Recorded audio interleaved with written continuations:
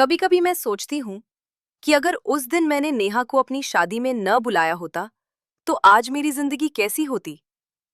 शायद मैं अभी भी उसी घर में होती, उसी किचन में चाय बना रही होती, उसी आदमी के कपड़े प्रेस कर रही होती जिसे मैंने अपना सब कुछ माना था। लेकिन नहीं, नियति को कुछ और ही मंजूर था। और मेरी सबसे पुरानी सहेली, जिसके साथ मैंने बचपन की हर याद बांटी थी, वही मेरी जिंदगी का सबसे बड़ा जख्म बन गई। ये कहानी है उस विश्वासघात की जो मुझे 2 साल तक पता ही नहीं चला, और जब पता चला तो मेरे पैरों तले की जमीन खिसक गई। मेरा नाम रिया है, रिया शर्मा। उम्र अभी 32 साल। लेकिन इस कहानी की शुरुआत तब हुई जब मैं 28 की थी। जवान, उम्मीदों से भरी और प्यार में पागल। मैं जयपुर की रहने वाली हूँ। हाँ, वही पिंक सिटी जहाँ हवा में ही रोमांस घुला होता है। कम से कम मुझे तो यही लगता था। मेरा परिवार एकदम साधारण मिडिल क्लास। पापा सरकारी स्कूल में प्रिंसिपल थे, रिटायर्ड अब। माँ ने कभी नौकरी नहीं की, पूरी जिंदगी घर और हम बच्चों में लगा दी। मेरा एक छोटा भाई है, रोहित, मुझसे 4 साल छोटा। वो तो अपनी दुनिया में मस्त रहता था, इंजीनियरिंग, फिर जॉब, फिर अपनी लाइफ। और मैं हमेशा से थोड़ी अलग थी। पढ़ाई में तो ठीक ठाक थी, लेकिन मुझे किताबें पढ़ने का शौक था। रोमांटिक नॉवेल्स, कविताएं, शायरी। मैं दिन में न जाने कितने सपने देखती थी। शादी के सपने, प्यार के सपने, एक ऐसे इंसान के सपने जो मुझे समझे, मेरी परवाह करे, मुझे जिंदगी भर प्यार करे। माँ हमेशा कहती थी, रिया, तू बहुत इमोशनल है, जरा प्रैक्टिकल बन। दुनिया ऐसी नहीं है जैसी तेरी किताबों में है। लेकिन मैं कहाँ मानने वाली थी। मुझे लगता था माँ पुराने जमाने की हैं, उन्हें क्या पता आज के जमाने के प्यार के बारे में। बीए करने के बाद मैंने बीएड किया और एक प्राइवेट स्कूल में टीचर बन गई। छोटे बच्चों को पढ़ाना मुझे बहुत अच्छा लगता था। उनकी मासूम आंखें, उनकी हंसी, मुझे लगता था कि मैंने सही करियर चुना। और इसी स्कूल में मेरी जिंदगी बदली। राहुल, राहुल वर्मा। ये नाम अब भी मेरे दिल में एक अजीब सी टीस पैदा करता है। प्यार, नफरत, मुझे नहीं पता अब क्या है। बस इतना पता है कि यही वो आदमी था जिसने मुझे सब कुछ दिया और फिर सब कुछ छीन लिया। राहुल उसी स्कूल में साइंस टीचर था। जब मैं ज्वाइन हुई तो वो पहले से 1 साल से वहां था। पहली बार मैंने उसे स्टाफ रूम में देखा था। लंबा, गोरा, घनी भौहें और एक ऐसी मुस्कान जो, अरे बाप रे, मेरा दिल तो उसी दिन धड़का था। लेकिन मैं शर्मीली थी ना, कहाँ किसी से बात करने की हिम्मत थी मुझ में। महीनों तक तो बस गुड मॉर्निंग सर और बाय सर के अलावा कुछ बोला ही नहीं था मैंने उससे। अगर मुझे तब पता होता कि इस आदमी के साथ मेरी जिंदगी का क्या हश्र होने वाला है, लेकिन मुझे नहीं पता था, और मैंने अपनी जिंदगी की सबसे बड़ी गलती करने की तरफ पहला कदम बढ़ा दिया। बात उस साल की दिवाली की है। स्कूल में सेलिब्रेशन था। बच्चों ने प्रोग्राम किया, दिए जलाए गए, मिठाई बांटी गई, और शाम को स्टाफ के लिए एक छोटी सी पार्टी रखी गई थी प्रिंसिपल मैडम के ऑफिस में। मैं कोने में खड़ी थी, एक प्लेट में गुलाब जामुन लिए, अकेली, हमेशा की तरह। अकेले अकेले मैंने पलटकर देखा, राहुल था। मेरे गाल गरम हो गए। वो बस ऐसे ही, अच्छा, मुझे लगा आप सबसे बचकर खड़ी हैं, डरती है क्या लोगों से। उसकी आंखों में शरारत थी, लेकिन कुछ और भी था, जैसे सच में जानना चाहता हो। डरती नहीं, बस कंफर्टेबल नहीं होती ज्यादा लोगों के बीच। Same here. वो मेरे बगल में आकर खड़ा हो गया। मुझे भी ये पार्टी वार्टी पसंद नहीं, लेकिन क्या करें, कंपलसरी है। और फिर हमने बातें की। पहली बार इतना लंबा, स्कूल के बारे में, बच्चों के बारे में, जयपुर के बारे में। पता चला वो दिल्ली से था, जॉब के लिए यहाँ आया था। अकेला रहता था एक रेंटेड फ्लैट में। फैमिली नहीं है? मैंने पूछा। उसका चेहरा एक पल के लिए गंभीर हो गया। है, दिल्ली में, पापा मम्मी, एक बड़ी बहन, लेकिन कुछ कॉम्प्लिकेशंस हैं, इसीलिए यहाँ आ गया। उसने और कुछ नहीं बताया और मैंने पूछा भी नहीं, लेकिन मुझे अच्छा लगा कि उसने इतना तो शेयर किया। उस दिन के बाद सब बदल गया।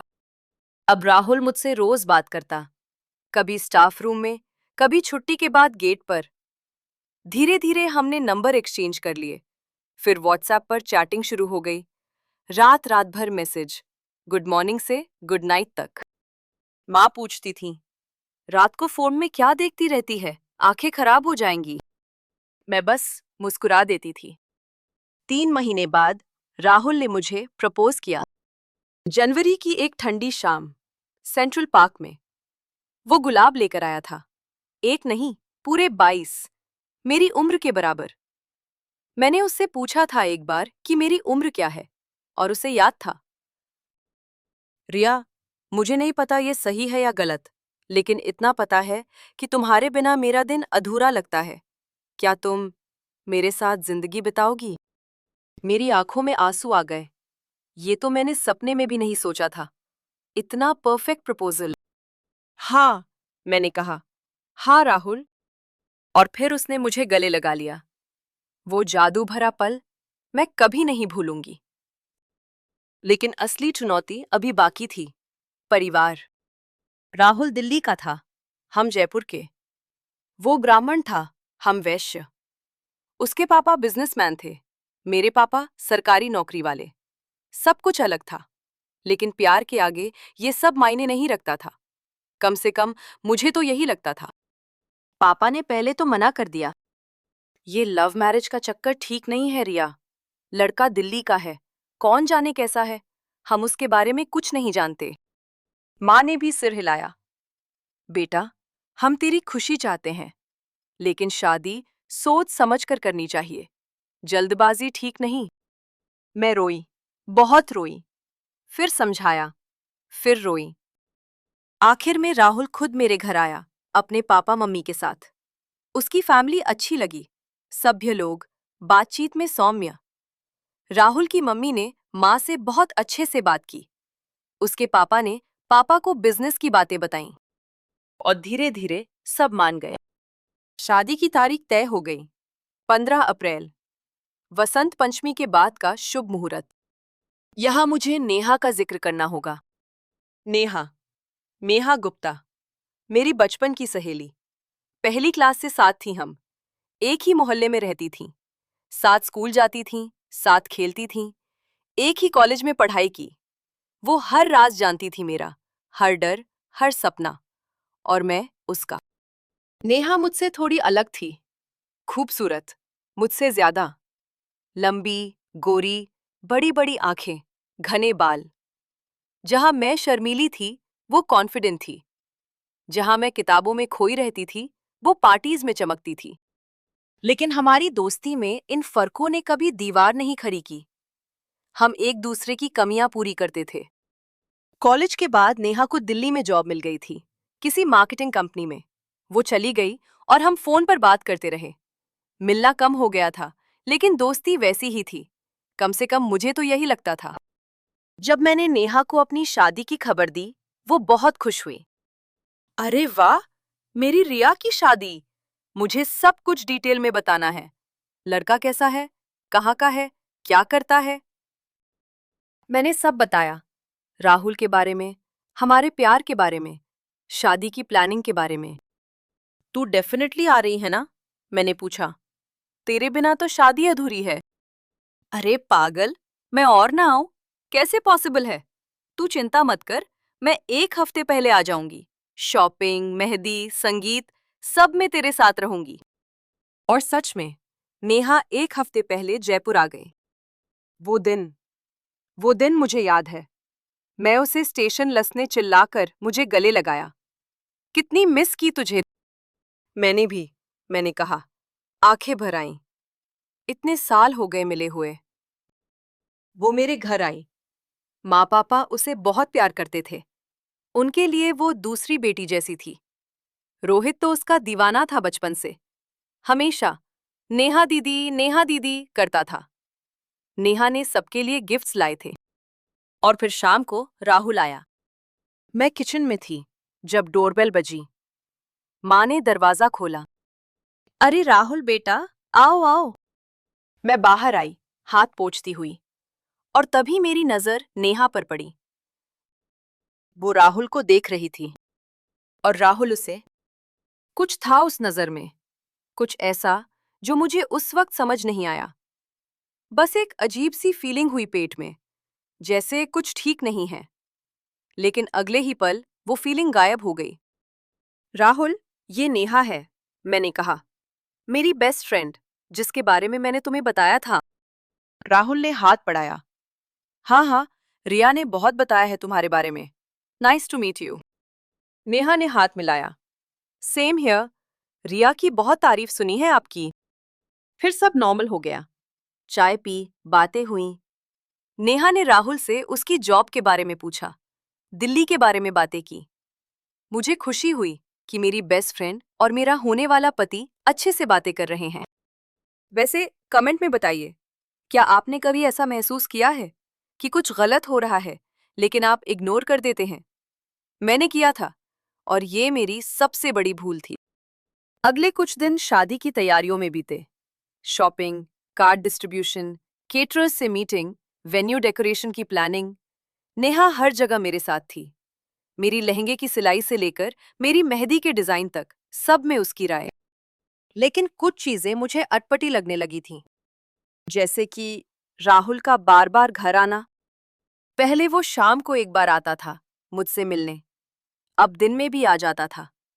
कभी बस पास से गुजर रहा था, कभी मम्मी ने मिठाई भिजवाई है, और जब भी आता नेहा से लंबी लंबी बातें करता। तुम दिल्ली में कहाँ रहती हो? ओह, द्वारका। मैं भी कुछ समय वहीं रहा था। मार्केटिंग में हो? बहुत इंटरेस्टिंग फील्ड है।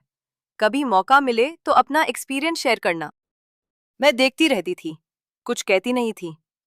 सोचती थी कि ये नॉर्मल है, मेरी फ्रेंड से फ्रेंडली हो रहा है मेरा फियांसो, अच्छी बात है ना?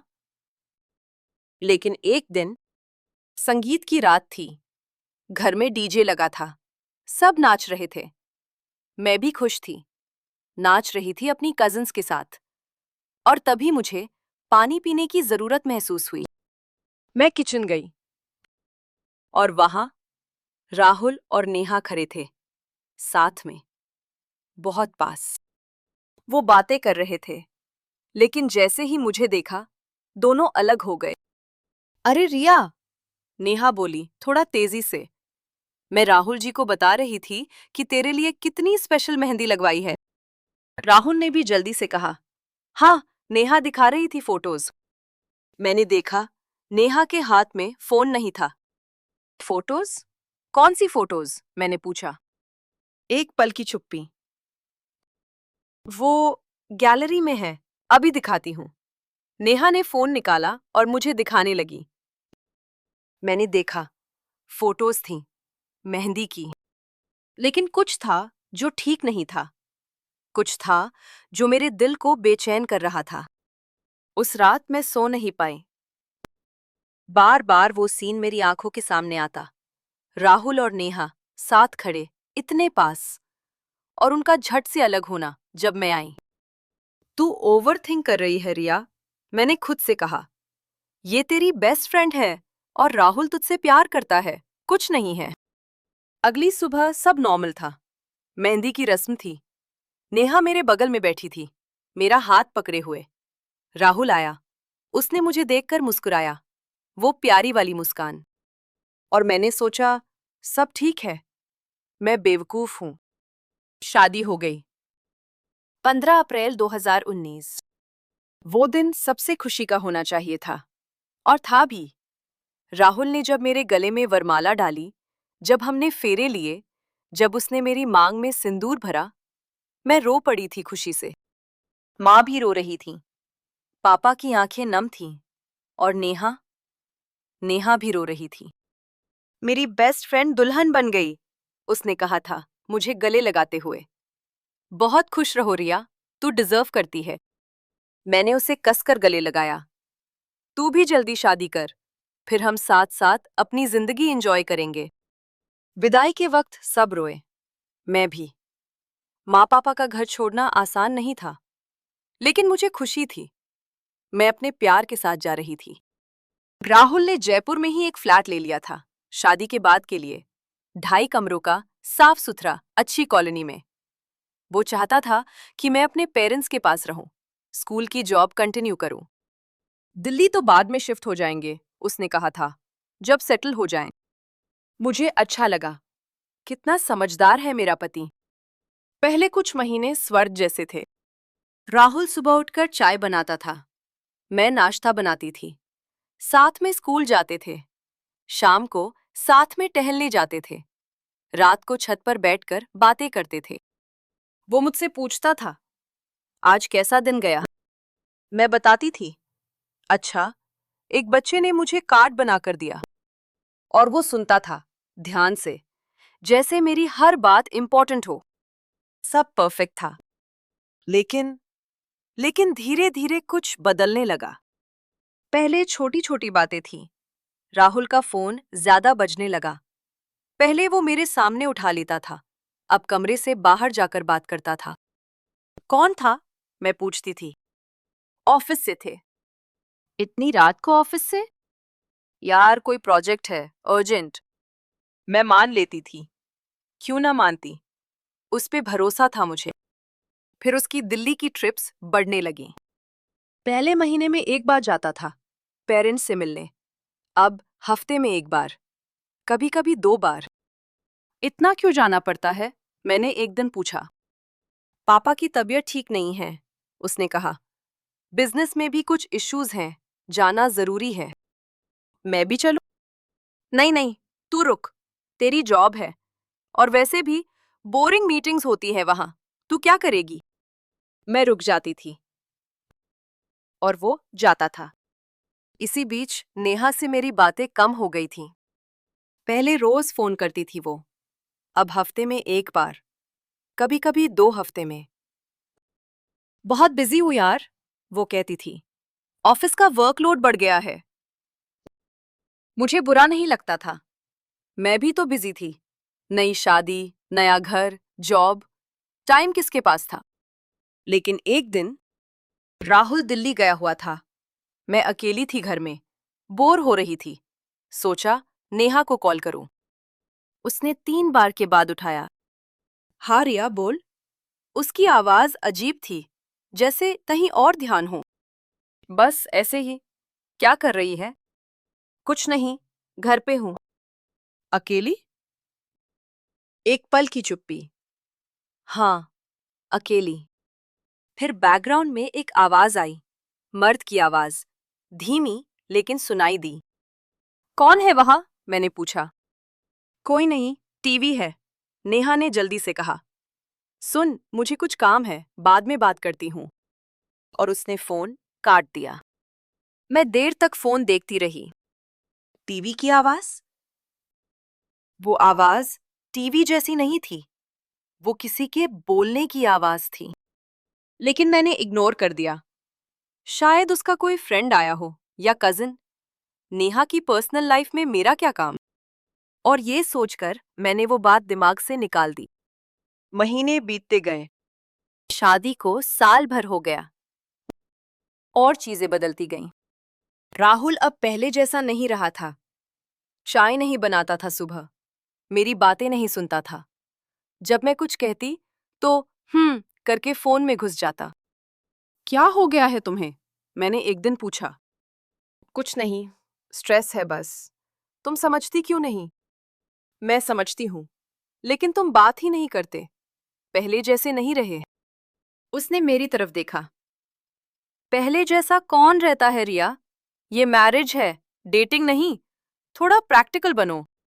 ये शब्द ये शब्द दिल में चुभ गए। प्रैक्टिकल? मैं अनप्रैक्टिकल थी? सिर्फ इसलिए कि मुझे अपने पति का प्यार चाहिए था। उस रात मैं रोई थी, अकेले, तकिए में मुंह दबाकर। और तभी कुछ ऐसा हुआ जिसने सब कुछ बदल दिया। लेकिन वो थोड़ी देर बाद। पहले आपको पूरा कॉन्टेक्स्ट समझना जरूरी है।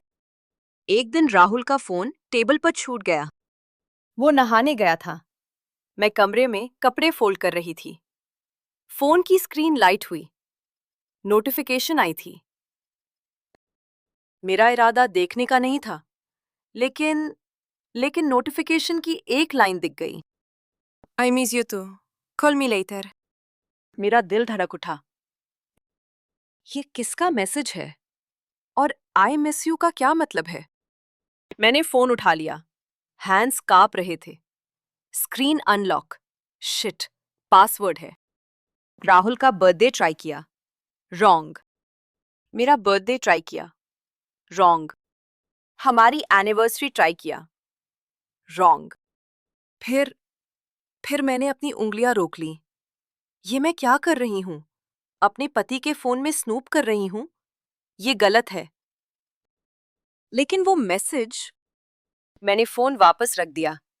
राहुल बाहर आया। उसने फोन देखा, उठाया, पॉकेट में रख लिया। कुछ नहीं कहा। मैंने भी कुछ नहीं कहा। लेकिन वही है। राहुल मुझसे प्यार करता है। हम 2 साल से साथ हैं। 1 साल से मैरिड है। वो ऐसा नहीं कर सकता। लेकिन वो मैसेज। अगले कुछ दिनों में मैंने और चीजें नोटिस की। राहुल जब भी दिल्ली जाता, एक्स्ट्रा खुश रहता, और जब वापस आता, मायूस, जैसे यहां आना नहीं चाहता। वो अब मुझे छूता भी नहीं था। पहले रात को गले लगाकर सोते थे। अब वो अपनी साइड रहता था, पीठ करके। टायर्ड हूं, वो कहता। ऑफिस बहुत हेक्टिक है। लेकिन ऑफिस तो पहले भी हेक्टिक था। तब तो टाइम निकालता था मेरे लिए। और फिर वो दिन आया। शादी की दूसरी एनिवर्सरी से 1 हफ्ते पहले। राहुल दिल्ली गया हुआ था, अर्जेंट मीटिंग के लिए। मैं घर में अकेली थी। सोचा सरप्राइज करूंगी उसे। दिल्ली जाऊंगी, उसके पेरेंट्स के घर। एनिवर्सरी थोड़ी अर्ली सेलिब्रेट कर लेंगे। मैंने टिकट बुक किया। ट्रेन से गई। दिल्ली पहुंची तो शाम के 5 बज रहे थे। कैब ली, राहुल के पेरेंट्स का एड्रेस दिया। रास्ते में खुश थी मैं। सोच रही थी राहुल को कितना सरप्राइज होगा। शायद हमारी प्रॉब्लम्स भी सॉल्व हो जाएं। शायद ये ट्रिप हमें फिर से करीब ला दे। घर पहुंची। डोरबेल बजाई। राहुल की मां ने दरवाजा खोला। अरे रिया बेटा, तू यहाँ? जी आंटी, सरप्राइज विजिट है। राहुल है ना? उनके चेहरे पर एक अजीब एक्सप्रेशन आया। कुछ कुछ अनकंफर्टेबल। राहुल? वो तो यहाँ नहीं है। नहीं है, लेकिन उसने कहा था कि वो यहाँ आ रहा है। मीटिंग थी कोई। मीटिंग? कौन सी मीटिंग? आंटी कंफ्यूज लग रही थी। बेटा, राहुल तो पिछले महीने आया था, उसके बाद से नहीं आया। मेरे पैरों तले जमीन खिसक गई। पिछले महीने? लेकिन लेकिन राहुल तो हर हफ्ते जाता था। कहता था पापा की तबीयत खराब है, बिजनेस की प्रॉब्लम्स हैं, मीटिंग है। झूठ। सब झूठ था। आंटी, ये मुझे समझ नहीं आ रहा। मेरी आवाज कांप रही थी। अंदर आ बेटा, पानी पी। क्या हो गया? मैं अंदर गई, बैठी, पानी पिया, लेकिन दिमाग काम नहीं कर रहा था। राहुल कहाँ जाता था? अगर यहाँ नहीं आता था, तो कहाँ? और तभी मेरे दिमाग में एक ख्याल आया। नेहा। नेहा भी तो दिल्ली में रहती है। नहीं नहीं नहीं, ये मैं क्या सोच रही हूँ?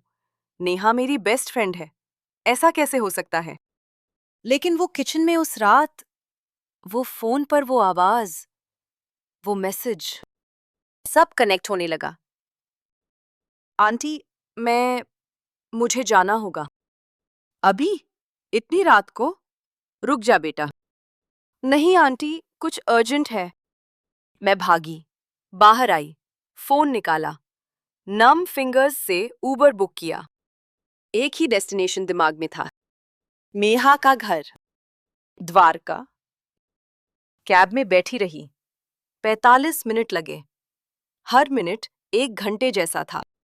मैं खुद को समझाती रही, गलत हो सकती हूँ। शायद राहुल किसी और के घर हो, किसी फ्रेंड के। शायद सब नॉर्मल हो। लेकिन दिल जानता था। कुछ टूटने वाला था, कुछ जो कभी जुड़ नहीं पाएगा। नेहा की बिल्डिंग आ गई। मैंने लिफ्ट ली। तीसरी फ्लोर, फ्लैट नंबर 302। दरवाजे के सामने खड़ी हो गई। दिल इतनी जोर से धड़क रहा था कि कान में सुनाई दे रहा था। डोरबेल पर उंगली रखी और तभी अंदर से आवाज आई। हंसी, एक लड़की की हंसी, नेहा की हंसी, और एक मर्द की आवाज, धीमी लेकिन साफ। बेबी रहने देना, कल चले जाएंगे। वो आवाज, मैं पहचानती थी वो आवाज। राहुल, मेरा पति, मेरी सबसे अच्छी सहेली के साथ, उसके घर में। उसे बेबी कह रहा है। मेरे हाथ से फोन गिर गया। जमीन पर आवाज हुई और अंदर से आवाजें रुक गईं। कौन है? नेहा की आवाज। मैंने डोरबेल दबाया। एक बार नहीं, 2-3 बार, फ्रैंटिकली। दरवाजा खुला। नेहा खड़ी थी, एक लाल नाइटी में, बाल खुले, लिप्स पर लिपस्टिक स्मज्ड। रिया? उसके पीछे सोफा से उठता हुआ राहुल। शर्ट के बटन्स खुले, बेल्ट खुली। मेरा राहुल। मेरी शादी के 2 साल, मेरी सहेली के साथ। ये आखिरी बार था जब मैंने उन दोनों को ऐसा देखा, एक साथ, उस कमरे में, जहां मेरी पूरी दुनिया टूट गई। रिया, ये वो नहीं है जो तू सोच रही है, नेहा ने कहना शुरू किया। लेकिन मैंने सुना नहीं। मैं बस खड़ी रही, उन दोनों को देखती रही। और फिर सब धुंधला हो गया, आंखों के सामने काला हो गया, और मैं गिर पड़ी। जब मेरी आंख खुली तो मैं एक अजनबी कमरे में थी। सफेद छत, सफेद दीवारें, नाक में दवाइयों की गंध। हॉस्पिटल। मैंने सिर घुमाया। माँ बैठी थी मेरे पास। उनकी आंखें सूजी हुई थीं, जैसे रात भर रोई हों। माँ। रिया, बेटा, तू ठीक है? माँ ने मेरा हाथ पकड़ लिया। भगवान का शुक्र है, डॉक्टर कह रहे थे लो बीपी की वजह से गिर गई थी तू, कमजोरी थी बहुत। और फिर सब याद आ गया। नेहा का घर, वो लाल नाइटी, राहुल की खुली शर्ट, बेबी। मेरा दिल फिर से धड़कने लगा, तेज, बहुत तेज। माँ, राहुल, नेहा। माँ का चेहरा सख्त हो गया। उनकी आंखों में कुछ था, गुस्सा, दर्द, शर्मिंदगी। सब पता है मुझे। उनकी आवाज धीमी थी, लेकिन उसमें एक कंपन था। राहुल के पापा का फोन आया था। उन्होंने उन्होंने सब बताया। क्या बताया? मैंने पूछा, हालांकि मुझे पता था। यही कि तू दिल्ली गई थी और माँ रुकी, गहरी सांस ली। और तूने वो सब देखा जो किसी बीवी को नहीं देखना चाहिए। मैं चुप रही। क्या कहती? पापा को पता है? माँ ने सिर हिलाया। हाँ, वो बाहर है, डॉक्टर से बात कर रहे हैं। मैंने आंखें बंद कर लीं। पापा को पता है। मेरे पापा को पता है कि उनकी बेटी का पति, उनकी बेटी की सबसे अच्छी सहेली के साथ। आंखों से आंसू निकलने लगे। रोकने की कोशिश की, लेकिन रुके नहीं। माँ ने मुझे गले लगा लिया। रो ले बेटा, जितना रोना है रो ले, सब ठीक हो जाएगा। लेकिन कैसे ठीक होगा? कैसे? 2 दिन हॉस्पिटल में रही मैं। डॉक्टरों ने कहा, सिवियर स्ट्रेस, एंजाइटी, डिहाइड्रेशन। शरीर ने जवाब दे दिया था। दिमाग ने जो झेला, उसे शरीर बर्दाश्त नहीं कर पाया। इन 2 दिनों में राहुल का एक फोन नहीं आया, एक मैसेज नहीं, कुछ नहीं। जिस आदमी से मैंने शादी की, जिसके साथ 2 साल गुजारे, जिसे अपना सब कुछ दिया, उसे फिक्र भी नहीं हुई कि उसकी बीवी हॉस्पिटल में है। और नेहा? नेहा ने एक बार कॉल किया था, माँ ने बताया। क्या कहा उसने? मैंने पूछा। माँ का चेहरा तन गया। मैंने उसकी बात नहीं सुनी, फोन काट दिया। और आगे से भी बात करने की जरूरत नहीं उससे। माँ के शब्दों में जो नफरत थी वो नेहा के लिए थी, वही नेहा जो कभी इस घर की दूसरी बेटी थी। याद है पहले पार्ट में मैंने बताया था, संगीत वाली रात, किचन में राहुल और नेहा को साथ देखा था और वो फोन पर आदमी की आवाज। तब मैंने उस पर ध्यान नहीं दिया। कितनी बड़ी गलती थी मेरी। सब मेरी आंखों के सामने हो रहा था और मैं अंधी बनी रही। तीसरे दिन घर आ गई। जयपुर।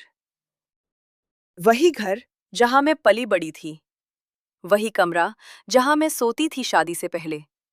सब कुछ वैसा ही था, लेकिन मैं बदल गई थी। पहले हफ्ते बिस्तर से नहीं उठी, खाना नहीं खाया, किसी से बात नहीं की, बस लेटी रहती थी, छत देखती थी और सोचती थी। क्यों? बस यही एक सवाल। क्यों? राहुल को क्या कमी थी मुझ में? मैंने तो सब किया था, एक अच्छी बीवी की तरह। खाना बनाया, घर संभाला, उसकी हर बात मानी, कभी झगड़ा नहीं किया, कभी शिकायत नहीं की। फिर क्यों? और नेहा? नेहा को क्या जरूरत थी? पूरी दिल्ली में लड़के थे, वो खूबसूरत थी, स्मार्ट थी, कोई भी मिल जाता उसे। फिर मेरे पति को क्यों चुना? जवाब नहीं मिलते थे। एक हफ्ते बाद पापा आए मेरे कमरे में। वो बिस्तर के पास बैठे, चुप रहे कुछ देर, फिर बोले, रिया, मुझे पता है तू बहुत टूटी हुई है और तुझे समय चाहिए, लेकिन लेकिन कुछ बातें हैं जो तुझे जाननी चाहिए। मैंने उनकी तरफ देखा। राहुल के पापा का फोन आया था कल। मेरा दिल धड़का। क्या कहा उन्होंने? पापा की आंखों में कुछ अजीब था, बहुत कुछ कहा, और और कुछ ऐसी बातें भी जो शायद तुझे मालूम नहीं। जैसे? पापा ने गहरी सांस ली। राहुल और नेहा, ये उनकी पहली बार नहीं थी। मेरा खून जम गया। मतलब? मतलब ये कि राहुल की माँ के मुताबिक राहुल और नेहा शादी से पहले से एक दूसरे को जानते थे। क्या? ये ये कैसे पॉसिबल है? नेहा ने कभी बताया नहीं मुझे। वो तो बताएगी नहीं। पापा की आवाज में कड़वाहट थी। सुन, राहुल की माँ ने जो बताया, उसके मुताबिक राहुल और नेहा दिल्ली में मिले थे, किसी पार्टी में। ये तेरी शादी से करीब 1.5 साल पहले की बात है। मेरा दिमाग कैलकुलेट करने लगा। 1.5 साल पहले, मतलब जब मैं राहुल को जानती भी नहीं थी और नेहा तब दिल्ली में थी। उनका अफेयर था? मेरी आवाज कांप रही थी। था या नहीं ये क्लियर नहीं है, लेकिन वो जानते थे एक दूसरे को। तो फिर तो फिर राहुल ने मुझसे शादी क्यों की? पापा चुप रहे। पापा, क्यों की शादी? रिया, पापा ने मेरा हाथ पकड़ा। कुछ बातें हैं जो अभी तेरे लिए सुनना मुश्किल होगा, लेकिन तुझे सच जानने का हक है। बताइए। राहुल की फैमिली को एक बहू चाहिए थी, डिसेंट, घरेलू, अच्छे फैमिली से। नेहा नेहा उनकी पसंद नहीं थी। उसका बैकग्राउंड, उसकी लाइफस्टाइल सब अलग था। और राहुल राहुल को फैमिली बिजनेस चाहिए था, इनहेरिटेंस, प्रॉपर्टी। मेरे दिमाग में जैसे बिजली कड़की। मतलब मतलब उसने मुझसे शादी सिर्फ इसलिए की कि उसकी फैमिली ने कहा, और वो नेहा को।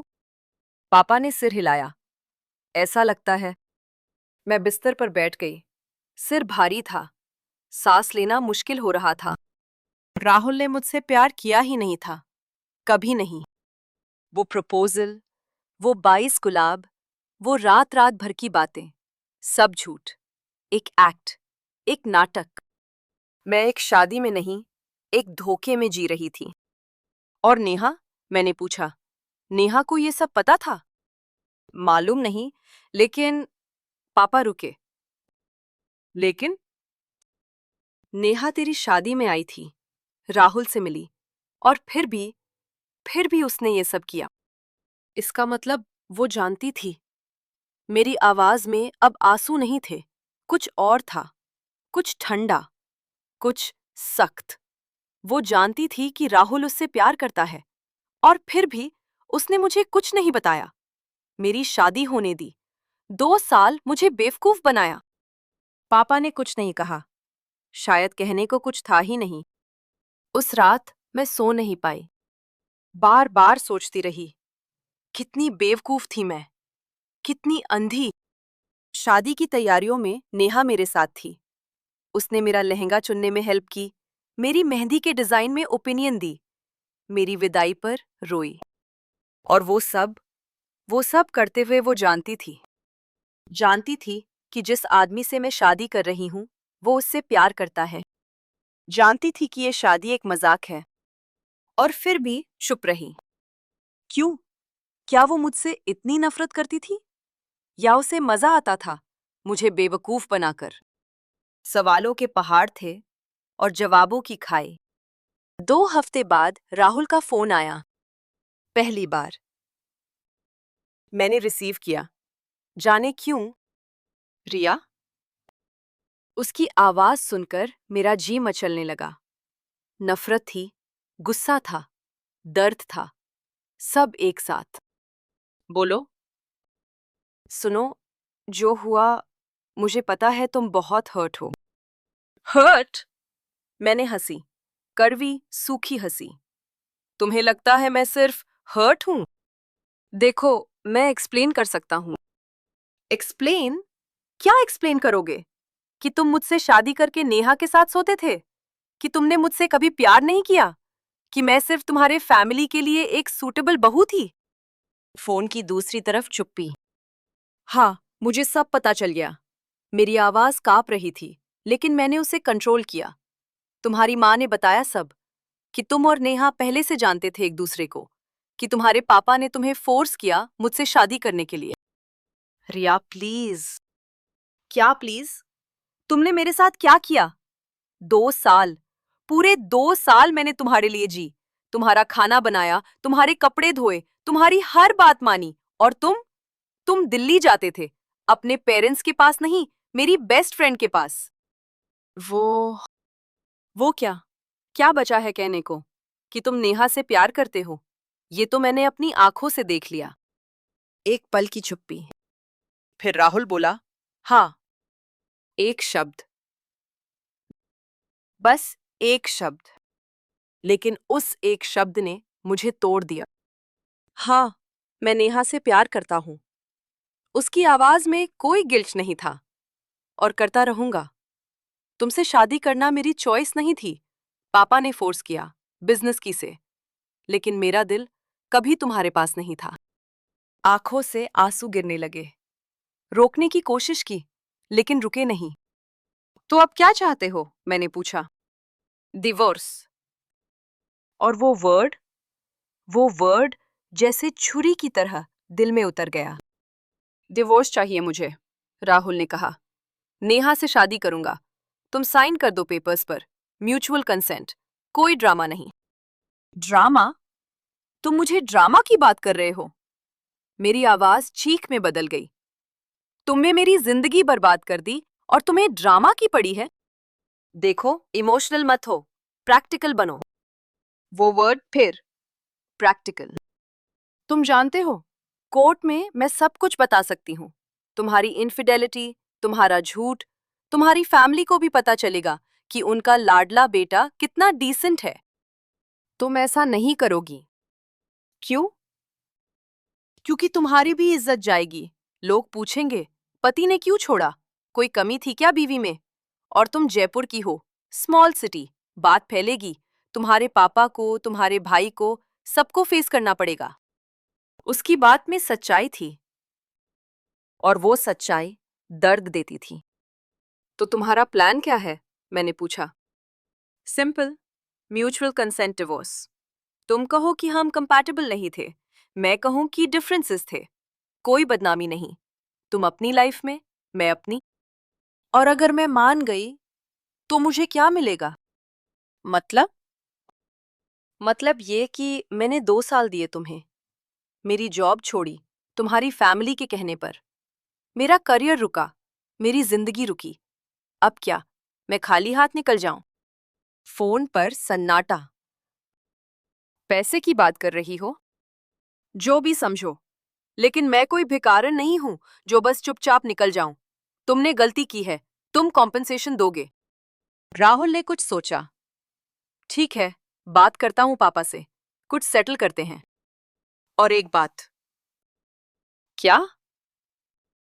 नेहा को कहना कभी मेरे सामने मत आना, कभी नहीं, वरना अंजाम अच्छा नहीं होगा। मैंने फोन काट दिया। हाथ कांप रहे थे, पूरा शरीर कांप रहा था, लेकिन अंदर कहीं कहीं गहरे में एक अजीब सी ताकत महसूस हो रही थी। मैं टूटी थी, बिखरी थी, लेकिन खत्म नहीं हुई थी। एक सेकंड रुकिए और सोचिए, आप मेरी जगह क्या करते? डिवोर्स के लिए हाँ कर देते या फाइट करते? कमेंट में जरूरी बताइए, और मैं बताती हूं कि मैंने क्या किया। अगले कुछ दिनों में मैंने बहुत सोचा। डिवोर्स, इस वर्ड का वजन समझने की कोशिश की।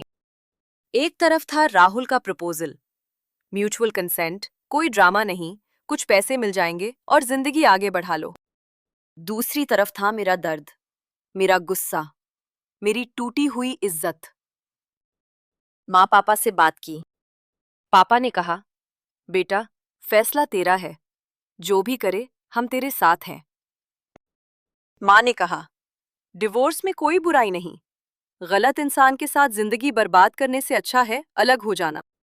रोहित, मेरा छोटा भाई, गुस्से में था, बोला, जीजू की तो मैं।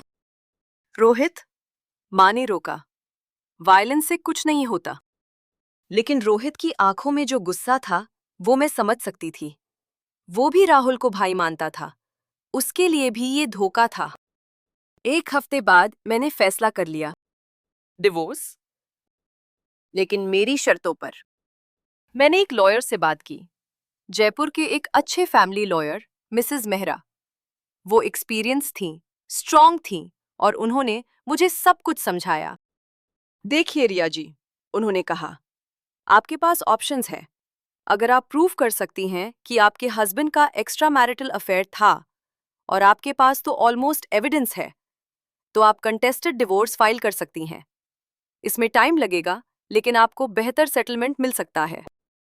और अगर म्यूचुअल कंसेंट, तो जल्दी हो जाएगा, लेकिन सेटलमेंट नेगोशिएट करनी पड़ेगी, और यूजुअली ऐसे केसेस में वाइफ को कम मिलता है।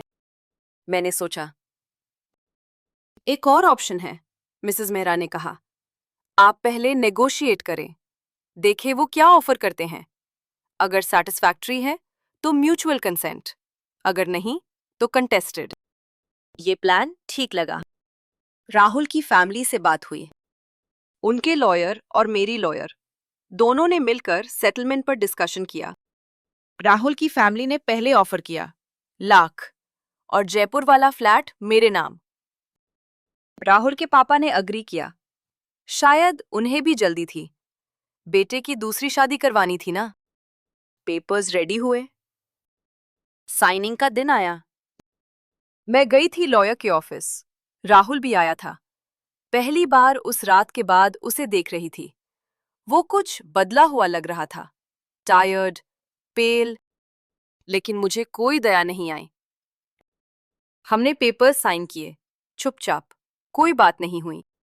बस एक बार जाते वक्त राहुल रुका। रिया, मैंने उसकी तरफ देखा। क्या? I am sorry. 2 शब्द, इतने छोटे, इतने खोखले। सॉरी तो तुम्हें होना ही चाहिए, मैंने कहा, लेकिन माफी की उम्मीद मत रखना। और मैं चली गई। बाहर आई तो धूप थी, गरम, तेज धूप, लेकिन मुझे अच्छा लगा, जैसे किसी अंधेरे कमरे से निकली हूं। डिवोर्स फाइनल होने में 6 महीने लगे। Court procedure, cooling period, formalities, सब। इन 6 महीनों में बहुत कुछ बदला। मैंने फिर से जॉब ज्वाइन की, एक और स्कूल में। इस बार सीनियर पोजीशन मिली, एक्सपीरियंस की वजह से। पैसों से फ्लैट रेनोवेट करवाया, अपने हिसाब से। फ्रेश पेंट, नया फर्नीचर, नई शुरुआत। जिम ज्वाइन किया, योगा क्लासेस ली, खुद को बिजी रखा। और धीरे धीरे धीरे धीरे दर्द कम होने लगा। कभी कभी राग को याद आ जाता था, राहुल की हंसी, हमारी बातें, वो पुराने अच्छे दिन। लेकिन फिर याद आता था, वो सब झूठ था और मैं सो जाती थी। अगर आपको ये कहानी रिलेट हो रही है, लाइक करें और कमेंट में अपनी राय जरूरी बताएं। मुझे आपका सपोर्ट बहुत जरूरी है। तो मैं आगे बताती हूँ। डिवोर्स फाइनल हो गया, ऑफिशियल, लीगल, फाइनल। मैं अब मिसेस रिया वर्मा नहीं थी, सिर्फ रिया शर्मा, वापस वहीं जहां से शुरू हुई थी। लेकिन अब मैं वो पुरानी रिया नहीं थी। वो नाइव, इनोसेंट, सपनों में खोई हुई लड़की मर चुकी थी। अब एक नई रिया थी, स्ट्रॉन्ग, प्रैक्टिकल, अपने पैरों पर खड़ी। डिवोर्स के 1 महीने बाद खबर आई, राहुल और नेहा की शादी हो गई। कोर्ट मैरिज थी, सिंपल, कोई बड़ा फंक्शन नहीं। शायद राहुल की फैमिली ने ज्यादा खर्चा नहीं किया, या शायद इज्जत का ख्याल था। 6 महीने पहले बेटे का डिवोर्स हुआ था, अब झटपट शादी। मुझे कैसा लगा ये खबर सुनकर? सच बताऊं, कुछ नहीं। नम थी, जैसे किसी और की कहानी सुन रही हूं। माँ ने पूछा, तू ठीक है? हाँ माँ, अब वो लोग मेरी जिंदगी का हिस्सा नहीं है, जो करें करें। और सच में मुझे कोई फर्क नहीं पड़ता था, या शायद पड़ता था, लेकिन मैंने उसे महसूस करने से मना कर दिया था। जिंदगी चलती रही। मैं अपने स्कूल में फोकस करती थी। बच्चों को पढ़ाना अच्छा लगता था। उनकी मासूमियत, उनकी हंसी, ये सब मुझे हील करते थे। वीकेंड्स में माँ पापा के पास जाती थी, उनके साथ टाइम स्पेंड करती थी। रोहित की शादी की बातें चल रही थीं। उसकी गर्लफ्रेंड थी कॉलेज से। धीरे धीरे नॉर्मल होने लगा सब। और फिर जो आगे हुआ, वो मैं सबसे बुरे सपने में भी नहीं सोच सकती थी, लेकिन हुआ। एक दिन, डिवोर्स के करीब 8 महीने बाद, मेरे फोन पर एक कॉल आया। अननोन नंबर, दिल्ली का। मैंने उठाया। हेलो, रिया? वो आवाज, मैं पहचान गई। दिल धड़क उठा। नेहा, तुम? मेरी आवाज में जहर था। तुम्हारी हिम्मत कैसे हुई मुझे कॉल करने की? प्लीज, सुनो मेरी बात, प्लीज। उसकी आवाज में कुछ था, कुछ अजीब, कुछ टूटा हुआ। मुझे कुछ नहीं सुनना, फोन रखो। रिया प्लीज, मैं बहुत बड़ी मुसीबत में हूं। तुम्हारे अलावा कोई नहीं है जो मेरी हेल्प कर सके। हेल्प? मैं हंसी। तुमने मेरी जिंदगी बर्बाद की और तुम्हें मुझसे हेल्प चाहिए? पागल हो गई हो? जानती हूं, मैंने बहुत गलत किया। मुझे माफी नहीं मिलेगी, ये भी जानती हूं। लेकिन लेकिन अभी मुझे किसी की जरूरत है, और तुम ही हो जो। उसकी आवाज टूट गई। रोने की आवाज आने लगी। मैं कुछ देर चुप रही। दिमाग में द्वंद था। एक तरफ उसके लिए नफरत थी, दूसरी तरफ जाने क्यों कुछ और भी था। क्या हुआ? आखिर मैंने पूछा। सीधे सीधे बताओ। नेहा ने सांस ली, फिर बोली, राहुल राहुल मुझे मारता है। मेरा दिल एक पल के लिए रुक गया। क्या? शादी के बाद से, पहले थोड़ा थोड़ा, अब रोज। कल रात कल रात उसने मुझे इतना मारा कि मैं उठ नहीं पा रही। मैं सुन रही थी, दिमाग प्रोसेस करने की कोशिश कर रहा था। और उसकी फैमिली? मैंने पूछा। वो क्या करती है? वो कुछ नहीं कहते। उन्होंने तो शुरू से मुझे एक्सेप्ट नहीं किया। सास तो सास तो कहती है कि मेरी ही गलती है कि मैंने राहुल को बरगलाया। मेरे अंदर कुछ हिला। राहुल की माँ। मुझे याद आया, शादी के दौरान वो कितनी स्वीट थी। लेकिन क्या वो सच में ऐसी थी? रिया, प्लीज, मुझे यहाँ से निकलना है, लेकिन मेरे पास कोई नहीं है। मेरे पेरेंट्स तो मुझसे बात नहीं करते जब से मैंने राहुल से शादी की। कह दिया था उन्होंने कि तूने अपनी सहेली का घर तोड़ा, हम तुझे नहीं जानते। और दिल्ली में कोई फ्रेंड? कोई नहीं, सब राहुल की वजह से दूर हो गए। वो मुझे किसी से मिलने नहीं देता, बाहर नहीं जाने देता, फोन भी चेक करता है। तो अभी कैसे कॉल कर रही हो? वो ऑफिस गया है और मैंने एक नेबर से फोन मांगा। मैं कुछ देर चुप रही। ये सब सुनकर मुझे कैसा लग रहा था? खुशी कि जिसने मेरा घर तोड़ा उसका अपना घर टूट रहा है? नहीं, खुशी नहीं थी। एक अजीब सी एम्प्टीनेस थी। तुम चाहती क्या हो मुझसे? मैंने पूछा। बस इतना कि अगर मैं जयपुर आ जाऊं तो कुछ दिन रुक सकती हूं तुम्हारे पास, जब तक कुछ फिगर आउट नहीं कर लेती। ये रिक्वेस्ट सुनकर मुझे गुस्सा आया। तुम्हारी हिम्मत कैसे हुई? तुमने मेरे पति को छीना, मेरी शादी तोड़ी और अब तुम मुझसे हेल्प मांग रही हो। जानती हूं, नेहा की आवाज धीमी थी। जानती हूं मैंने क्या किया और जानती हूं कि मुझे माफी नहीं मिलेगी। लेकिन रिया मैं सच में बहुत डरी हुई हूं। राहुल पागल हो गया है। कल रात उसने कहा कि अगर मैं भागने की कोशिश की तो वो मुझे जान से मार देगा। मेरी सांस रुक गई और मुझे लगता है वो सच में ऐसा करेगा। फोन पर सन्नाटा। मैं क्या करूं? क्या सच में इस लड़की की हेल्प करूं जिसने मेरी जिंदगी बर्बाद की, या उसे उसके हाल पर छोड़ दूं? मुझे सोचने दो, मैंने कहा। लेकिन नेहा, मुझे सोचने दो, इतना तो हक है मेरा। ठीक है, लेकिन प्लीज जल्दी बताना। मुझे नहीं पता कब तक सेफ हूं यहां। फोन कट हो गया। मैं देर तक बैठी रही, फोन हाथ में, दिमाग में हजारों ख्याल। माँ से बात की। उन्होंने सुना सब कुछ। तू क्या करना चाहती है? उन्होंने पूछा। मालूम नहीं माँ। एक तरफ मुझे उससे नफरत है, लेकिन दूसरी तरफ वो एक औरत है जो मुसीबत में है। हाँ। माँ चुप रही कुछ देर, फिर बोली, देख बेटा, ये फैसला तेरा है। जो भी करे सोच समझ कर। लेकिन एक बात याद रख, बुरे लोगों के साथ बुरा करने से हम अच्छे नहीं बन जाते, और अच्छे लोगों का काम है मदद करना, चाहे किसी की भी हो। माँ की बात दिल में उतर गई।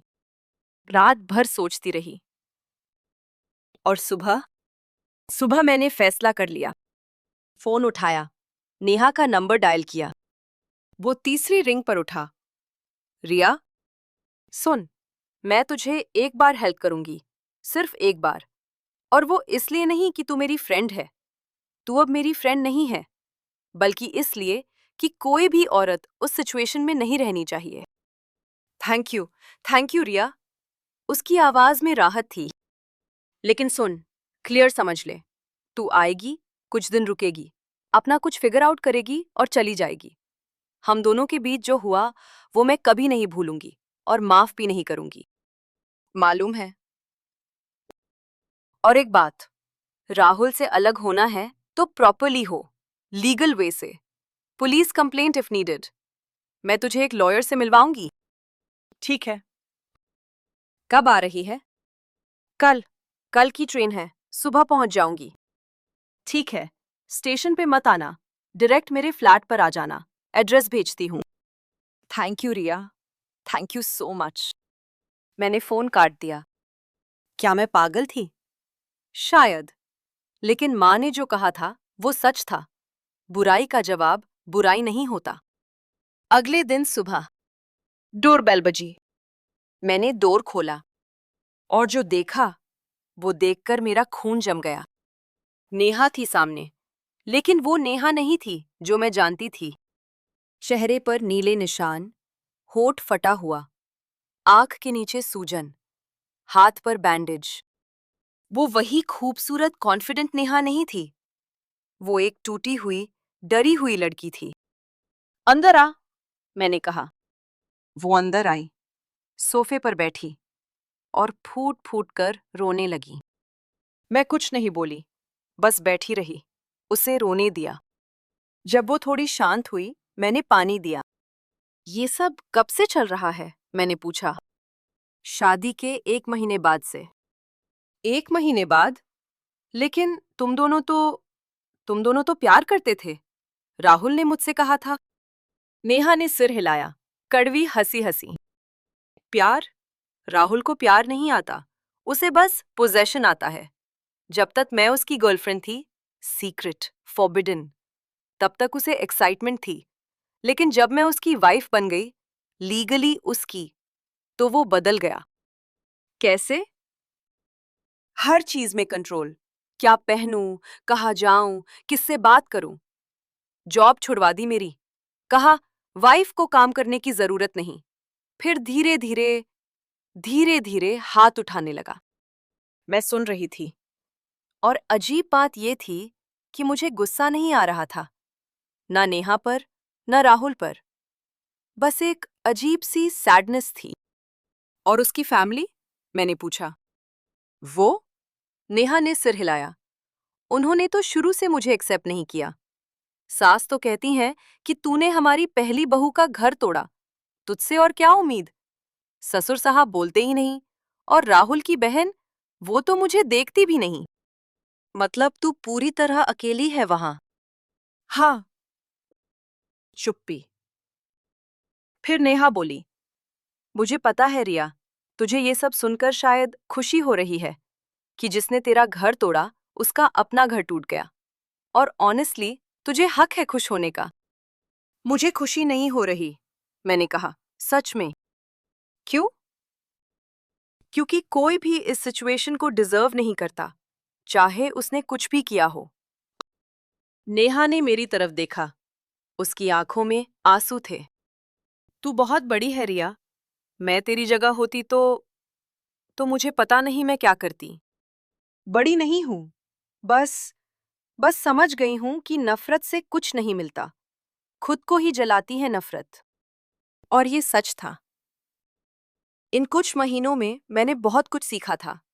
दर्द सहना, टूटकर उठना, और सबसे जरूरी, आगे बढ़ना। मेहा कुछ दिन मेरे पास रही। हमने लॉयर से मिलवाया उसे, पुलिस कंप्लेंट की, डोमेस्टिक वायलेंस का केस फाइल हुआ। राहुल को पता चला। उसने कॉल किया, मुझे, नेहा को, दोनों को धमकियां दी।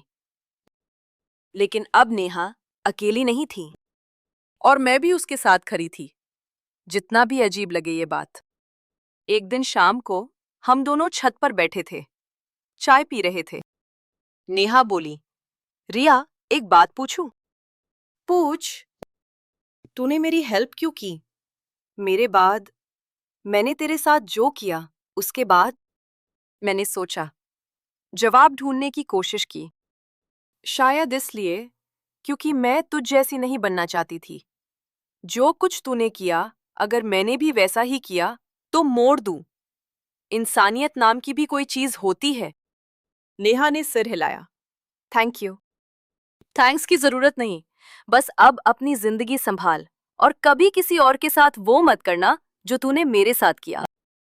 कभी नहीं। उस रात हमने और बातें की।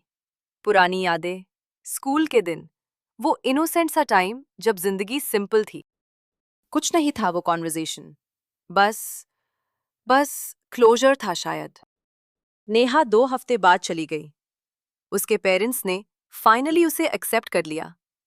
वो वापस जयपुर आ गई, अपने पेरेंट्स के पास। डिवोर्स फाइल हुआ, केस चल रहा है। और मेरी जिंदगी भी आगे बढ़ रही है। स्कूल में प्रमोशन मिला, वाइस प्रिंसिपल बन गई, पैसे अच्छे आने लगे, फ्लैट फुल्ली पेड है, कोई टेंशन नहीं। लेकिन कभी कभी रात को, जब सब शांत होता है, तो सवाल उठते हैं। क्या मैं कभी किसी पर फिर से ट्रस्ट कर पाऊंगी? क्या मैं कभी दोबारा प्यार कर पाऊंगी? क्या मेरे लिए कोई है कहीं? जवाब नहीं पता। बस इतना पता है कि मैं हार नहीं मानूंगी। और फिर एक दिन, और तभी मुझे कुछ ऐसा पता चला जिसने सब कुछ पूरी तरह बदल दिया। लेकिन वो अगले पार्ट में। अभी तो बस इतना बताती हूँ। एक शाम को स्कूल से लौट रही थी। फोन बजा। Unknown number. हेलो, क्या मैं रिया शर्मा से बात कर सकता हूँ? आदमी की आवाज। फॉर्मन। जी, मैं रिया। मैं इंस्पेक्टर राजेश बोल रहा हूँ, द्वारका पुलिस स्टेशन, दिल्ली। दिल धड़का। जी मैम, आपको एक बार स्टेशन आना होगा, राहुल वर्मा के केस में। राहुल, क्या हुआ? इंस्पेक्टर एक पल रुके, फिर बोले, मैम, राहुल वर्मा का कल रात मर्डर हो गया और पिछली वाइफ होने के नाते आपका स्टेटमेंट जरूरी है। मेरे हाथ से फोन गिर गया। मर्डर, राहुल का मर्डर, ये शब्द मेरे कानों में गूंज रहे थे और मैं वहीं खड़ी थी। फोन हाथ से गिरा पड़ा था। दिल इतनी जोर से धड़क रहा था जैसे अभी छाती फाड़कर बाहर आ जाएगा। जिस आदमी से मैंने शादी की थी, जिसने मुझे धोखा दिया, जिससे मैंने डिवोर्स लिया, वो अब इस दुनिया में नहीं रहा। मैंने फोन उठाया, हाथ कांप रहे थे। हेलो, इंस्पेक्टर साहब। जी मैम, आप सुन रही हैं? हाँ, हाँ सुन रही हूँ। आपने आपने कहा मर्डर? जी, कल रात उनके घर में। और मैम, आपको जल्द से जल्द दिल्ली आना होगा क्वेश्चनिंग के लिए। लेकिन मेरा इससे क्या लेना देना? हमारा डिवोर्स हो चुका है 8 महीने पहले। मालूम है मैम, लेकिन प्रोसीजर है। आप उनकी एक्स वाइफ हैं और कुछ सवाल हैं जो हमें पूछने हैं। ठीक है, मैं कल आती हूँ। फोन कट किया और सोफे पर बैठ गई। पैर जवाब दे रहे थे, राहुल मर गया। ये बात मेरे दिमाग में घुस नहीं रही थी। हाँ, मुझे उससे नफरत थी। हाँ, उसने मेरे साथ बहुत गलत किया। लेकिन मौत? किसी की मौत की कामना तो मैंने कभी नहीं की थी। और फिर एक ख्याल आया, नेहा। नेहा को पता है, वो तो उसकी वाइफ है। थी, जो भी हो। मैंने उसे कॉल किया, फोन बंद था। बार बार ट्राई किया, बंद। कुछ ठीक नहीं लग रहा था। रात भर सोई नहीं। अगली सुबह पहली फ्लाइट ली दिल्ली के लिए। द्वारका पुलिस स्टेशन पहुंची। एक छोटा सा भीड़-भाड़ वाला स्टेशन था। गर्मी थी, पंखा धीरे-धीरे घूम रहा था और हर तरफ लोगों की आवाजें थीं। इंस्पेक्टर राजेश से मिली। वो एक अधेड़ उम्र के आदमी थे, गंभीर चेहरा, तेज आंखें। बैठिए मैम। मैं बैठ गई। देखिए, मैं आपको सीधे-सीधे बताता हूं क्या हुआ। इंस्पेक्टर ने एक फाइल खोली। राहुल वर्मा का शव कल सुबह उनके बेडरूम में मिला। सिर पर भारी चोट। पोस्टमार्टम रिपोर्ट के मुताबिक मौत रात 11 बजे से 1 बजे के बीच हुई। मेरा पेट मुड़ गया। और नेहा, उनकी वाइफ? इंस्पेक्टर ने मेरी तरफ देखा। यही तो सवाल है मैम। नेहा वर्मा घर में नहीं थी उस रात। कहती है कि वो अपने पेरेंट्स के पास गई थी, जयपुर। जयपुर? जी। और इंटरेस्टिंग बात यह है कि उनके पेरेंट्स कंफर्म नहीं कर पा रहे कि वो वाकई में वहां थीं। मेरा दिल धड़क उठा। आप आप क्या कहना चाह रहे हैं? मैं कुछ नहीं कह रहा मैम, बस फैक्ट्स बता रहा हूं।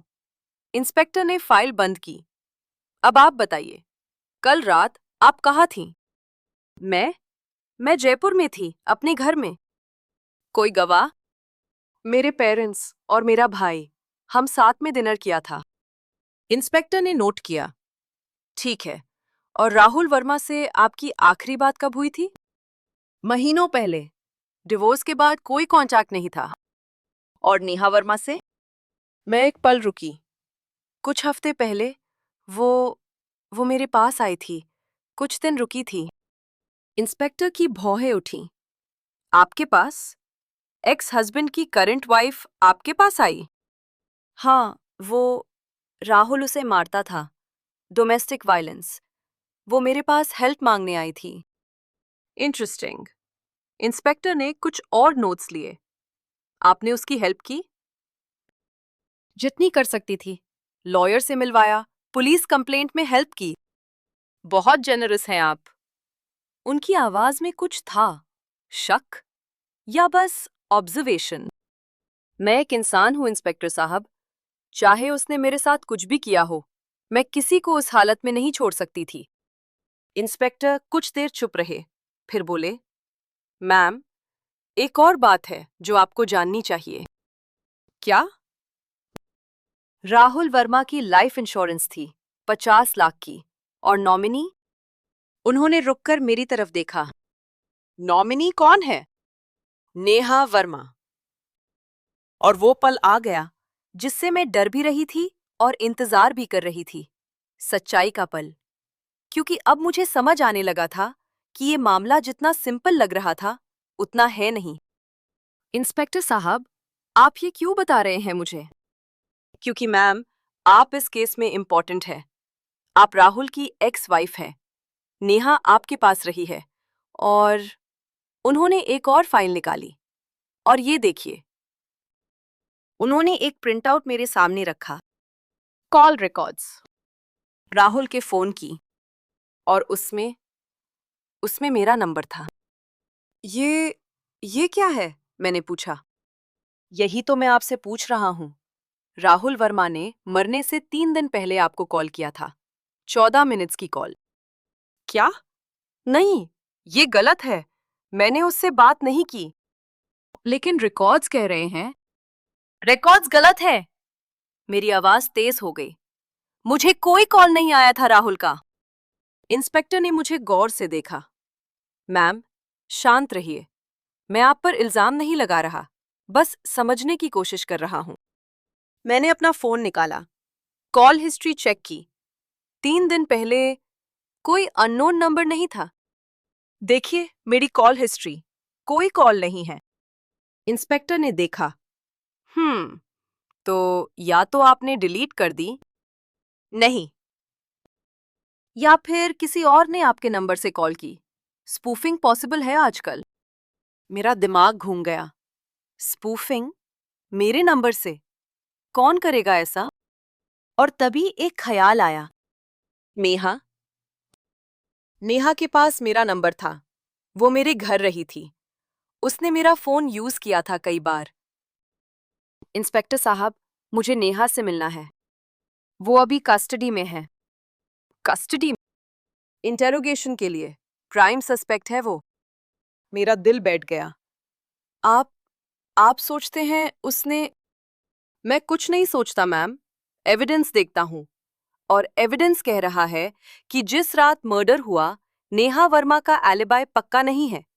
उनके और विक्टिम के बीच डोमेस्टिक वायलेंस की हिस्ट्री है। और अब ये इंश्योरेंस का मामला। सब कुछ नेहा की तरफ पॉइंट कर रहा था।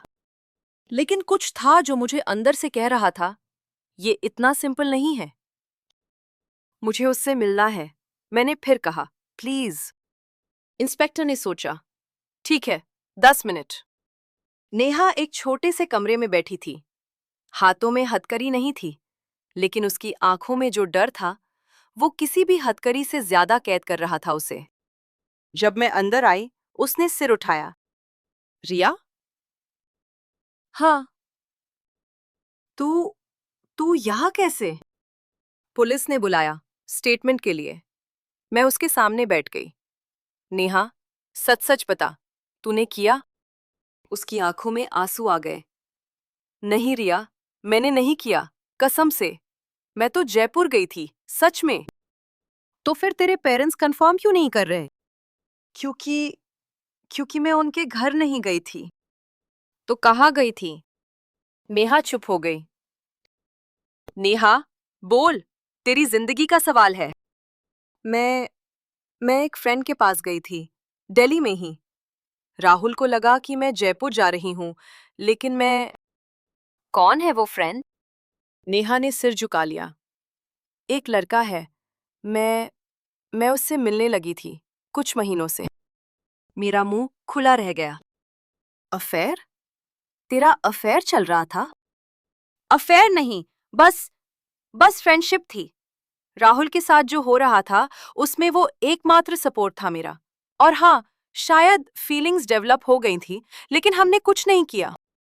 मैं कुछ देर चुप रही, प्रोसेस करने की कोशिश की। तो उस रात तू उसके पास थी? हाँ, पूरी रात। वो गवाह है। तो पुलिस को बता, ये तेरा एलिबाय है। कैसे बताऊं? मेहा का चेहरा टूट गया। अगर मैंने बताया कि मैं किसी और लड़के के साथ थी, तो लोग क्या कहेंगे? मेरी फैमिली को पता चलेगा और फिर वो भी मुझसे मुंह फेर लेंगे। नेहा, तुझ पर मर्डर का इल्जाम है। लोग क्या कहेंगे? इसकी चिंता अभी छोड़। तुझे नहीं समझेगी रिया, तू स्ट्रांग है, मैं नहीं हूं। मैंने उसका हाथ पकड़ा। देख, मुझे अभी भी तुझ पर पूरा ट्रस्ट नहीं है।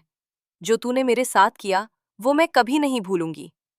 लेकिन अभी सवाल ये है कि तूने मर्डर किया या नहीं, और अगर नहीं किया तो तुझे अपना एलिबी देना होगा। लेकिन कोई लेकिन नहीं। उस लड़के का नाम बता, मैं उससे मिलूंगी। अगर वो गवाही दे सकता है तो तू बच जाएगी। नेहा ने मेरी आंखों में देखा। कुछ देर, फिर एक नाम बताया। विक्रम। विक्रम मेहरा। मैं स्टेशन से निकली। दिमाग में हजारों ख्याल थे। नेहा का अफेयर था। राहुल का मर्डर हो गया। मेरे नंबर से उसे कॉल गई जो मैंने नहीं की। इंश्योरेंस का पैसा नेहा को मिलने वाला है। सब कुछ कनेक्टेड था, लेकिन पिक्चर क्लियर नहीं हो रही थी। विक्रम से मिलने गई। वो एक कॉर्पोरेट टाइप लड़का था। Late 20s, well dressed, confident. आप रिया है? उसने पूछा। हाँ, नेहा की फ्रेंड। मुझे पता है। नेहा ने बताया था आपके बारे में। उसकी आंखों में कुछ था। Guilt, worry. विचना होगा। एक लड़की पर मर्डर का इल्जाम है और तुम्हें सोचना होगा। देखो, मेरी भी रेपुटेशन है, जॉब है, फैमिली है। अगर मैंने बताया कि एक मैरिड वुमन मेरे साथ रात भर रही, वो विडो है अब। मेरी आवाज तेज हो गई। और तुम उसकी जान बचा सकते हो। विक्रम का चेहरा पीला पड़ गया। मैं कोशिश करूंगा। कोशिश नहीं, करो। कल पुलिस स्टेशन आओ और अपना स्टेटमेंट दो। मैं वहां से चली आई। क्या लगता है आपको, मैंने सही किया नेहा की हेल्प करने में? कमेंट्स में जरूरी बताइए। मुझे सच में आपकी राय जानना जरूरी है, क्योंकि उस वक्त मुझे खुद नहीं पता था कि मैं सही कर रही हूं या गलत। अगले दिन विक्रम पुलिस स्टेशन आया, स्टेटमेंट दिया। नेहा का एलिबाई कंफर्म हो गया। लेकिन मामला अभी खत्म नहीं हुआ था। इंस्पेक्टर ने मुझे फिर बुलाया। मैम, एक और डेवलपमेंट है। क्या? राहुल वर्मा के घर से कुछ चीजें मिली हैं। लेटर्स, फोटोज और ये। उन्होंने एक प्लास्टिक बैग मेरे सामने रखा।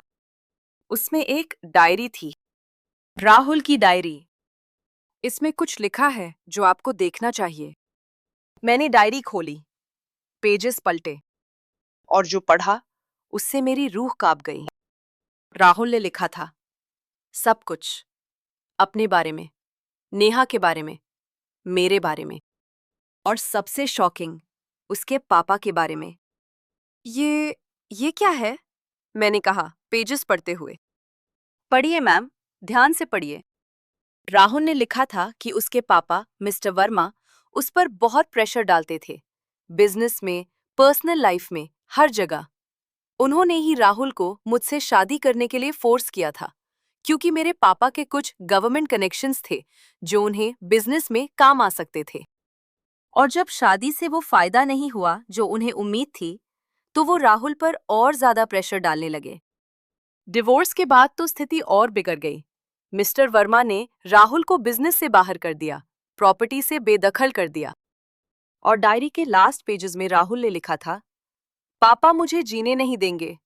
अगर मुझे कुछ हो जाए तो समझ लेना। मेरे हाथ कांपने लगे। इंस्पेक्टर साहब,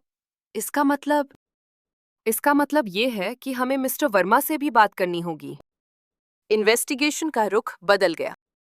मिस्टर वर्मा से पूछताछ हुई। पहले तो उन्होंने सब डिनाई किया। बोले, मेरा बेटा था वो, मैं क्यों मारूंगा उसे? लेकिन पुलिस ने और गहरी जांच की और सच सामने आया। उस रात मिस्टर वर्मा राहुल के घर गए थे, कुछ पेपर्स साइन करवाने। प्रॉपर्टी के पेपर्स जो राहुल के नाम थे। राहुल ने मना कर दिया। बातों से झगड़ा हुआ, झगड़े से हाथापाई, और हाथापाई में मिस्टर वर्मा ने राहुल को धक्का दे दिया। राहुल का सिर टेबल के कॉर्नर से टकराया। मर्डर नहीं था, एक्सीडेंट था, मैनस्लॉटर। लेकिन मिस्टर वर्मा ने सच छुपाने की कोशिश की, सीन क्लीन किया और सब कुछ नेहा पर ब्लेम करने की कोशिश की। वो कॉल जो मेरे नंबर से गई थी, वो भी मिस्टर वर्मा की करतूत थी। उन्होंने स्पूफिंग यूज की थी ताकि इन्वेस्टिगेशन का रुख भटके। सब कुछ प्लान था, लेकिन डायरी ने सब एक्सपोज कर दिया। मिस्टर वर्मा को अरेस्ट कर लिया गया, नेहा को छोड़ दिया गया और मैं बस खड़ी देखती रही। जो आगे हुआ उसने मुझे हमेशा के लिए बदल दिया और मैं चाहती हूं कि आप ये मुझसे सुने। केस सेटल होने में कुछ महीने लगे। मिस्टर वर्मा को सजा हुई, culpable homicide not amounting to murder. कुछ साल की जेल। राहुल की मां टूट गई। पति जेल में, बेटा मर चुका। उनके पास कुछ नहीं बचा था। एक दिन उनका फोन आया मुझे। रिया बेटा। जी आंटी। मुझे मुझे माफी मांगनी है। मैं चुप रही। मुझे पता था कि राहुल तुम्हारे साथ सही नहीं था, लेकिन मैंने आंखें बंद कर ली। सोचा बेटा है, संभल जाएगा। और तुम्हारे साथ जो हुआ उसके लिए मैं भी जिम्मेदार हूं। आंटी। और उसके पापा ने जो किया, उनकी आवाज टूट गई। मैं नहीं जानती थी, सच में नहीं जानती थी।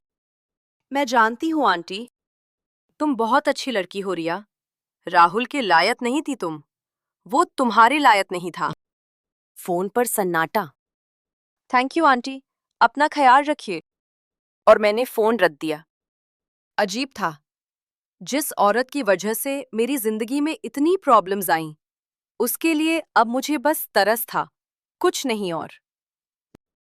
नेहा भी जयपुर आ गई, परमानेंटली। उसके पेरेंट्स ने फाइनली उसे एक्सेप्ट कर लिया, सब कुछ जानने के बाद। डोमेस्टिक वायलेंस, अफेयर, सब। एक दिन वो मेरे घर आई। हम दोनों बैठे, चाय पी। रिया, मुझे एक बात कहनी है। बोल। Thank you. जो तूने किया पुलिस स्टेशन में, विक्रम से मिलवाना, सब उसके लिए। तेरी जगह कोई और होता तो शायद तुझे सड़ने देता, मैंने कहा सीधे। नेहा ने सिर झुका लिया। लेकिन मैं कोई और नहीं हूं, मैंने कहा। और तू भी वो नहीं है जो पहले थी। मैं ही हूं। तो अब अब मुझे अपनी जिंदगी नए सिरे से शुरू करनी है। जॉब ढूंढूंगी, अपने पैरों पर खड़ी होंगी। और शायद वो रुकी। शायद शायद एक दिन तुझसे माफी मांग पाऊंगी। ऐसे नहीं, वर्ड से नहीं, एक्शन से। मैंने उसकी आंखों में देखा। माफी जल्दी नहीं मिलती नेहा, और शायद पूरी कभी नहीं मिलेगी। लेकिन लेकिन हम ट्राई कर सकते हैं। क्लीन स्लेट नहीं, लेकिन न्यू चैप्टर। नेहा की आंखों में आंसू आ गए। इतना काफी है। वो चली गई और मैं खिड़की के पास खड़ी रही, बाहर देखती हुई। याद है, मैंने कहानी की शुरुआत में कहा था कि मुझे वो दिन छोटी से छोटी डिटेल तक याद है। 23 अक्टूबर, शुक्रवार, जब मेरी जिंदगी नॉर्मल थी। अब मेरी जिंदगी फिर कभी नॉर्मल नहीं होगी, लेकिन शायद नॉर्मल ओवररेटेड है। 1 साल बीत गया। मैं अब प्रिंसिपल बन गई हूं, पूरे स्कूल की। प्रमोशन मिला, जिम्मेदारी बढ़ी, रिस्पेक्ट बढ़ी। फ्लैट में अकेली रहती हूं, लेकिन अब अकेलापन बुरा नहीं लगता। अपनी कंपनी में कंफर्टेबल हूं। माँ पापा खुश हैं। रोहित की शादी हो गई, उसकी गर्लफ्रेंड से, जिसे पूरा परिवार प्यार करता है। मैं मौसी बनने वाली हूं जल्द ही।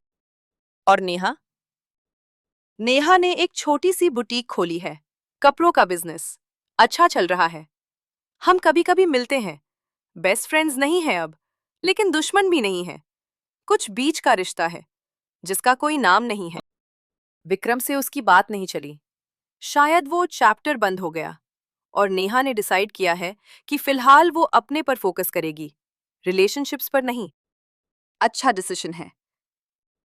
कभी कभी मैं सोचती हूँ, अगर उस दिन मैंने नेहा को शादी में न बुलाया होता तो क्या होता? शायद राहुल और मेरी शादी चलती। शायद उसका अफेयर कभी ना होता। शायद मैं आज भी उसी घर में होती, उसी आदमी के साथ जो मुझसे प्यार नहीं करता था। और शायद मैं कभी न जान पाती कि मैं अकेले भी खड़ी हो सकती हूँ। तो क्या अच्छा हुआ जो हुआ? नहीं, ऐसा नहीं कहूंगी।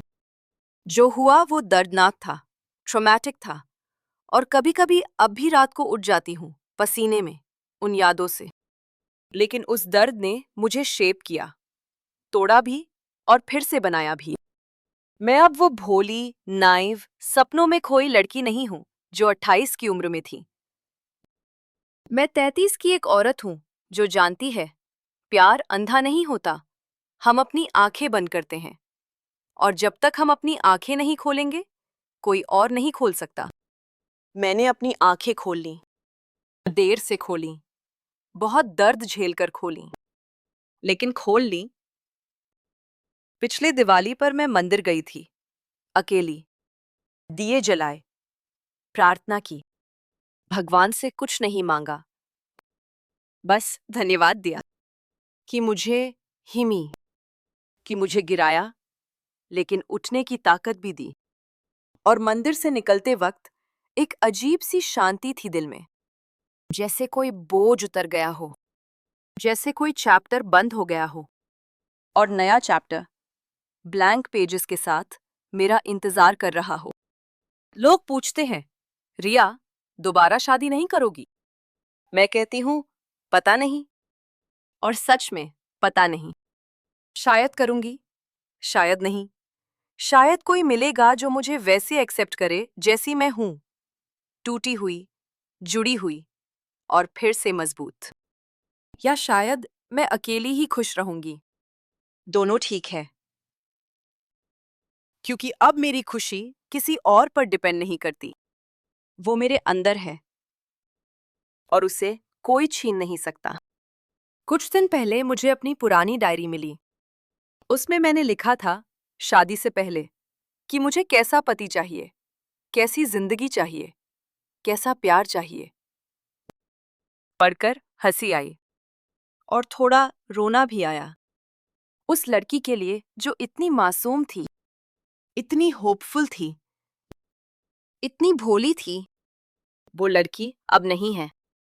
उसकी जगह एक औरत है, जिसने प्यार देखा है, धोखा देखा है, टूटना देखा है, और उठना भी देखा है। और वो औरत, मैं, अब किसी से कम नहीं हूं। मेरी माँ कहती हैं, बेटा, तू बहुत बदल गई है। अच्छा, बदली या बुरा? मैं पूछती हूँ। बस, बदल गई। पहले तो दुनिया की हर बात पर रिएक्ट करती थी। अब तो बस ऑब्जर्व करती है, सोचती है, और फिर डिसाइड करती है। शायद यही बड़ा होना है। शायद यही विजडम है। सोचना, समझना, और फिर एक्ट करना, रिएक्ट नहीं। राहुल मर गया, ये फैक्ट है। और ये फैक्ट मुझे कैसा फील कराता है? सच बताऊं, कॉम्प्लिकेटेड। कभी कभी रिलीफ होता है कि वो चैप्टर परमानेंटली बंद हो गया।